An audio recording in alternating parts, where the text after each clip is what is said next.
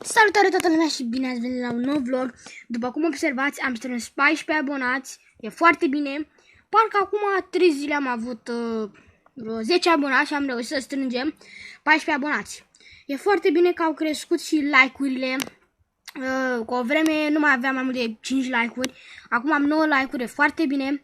Da, după cum ați observat în videoul trecut și în ăsta, am folosit intro. Păi o să folosesc intro foarte des.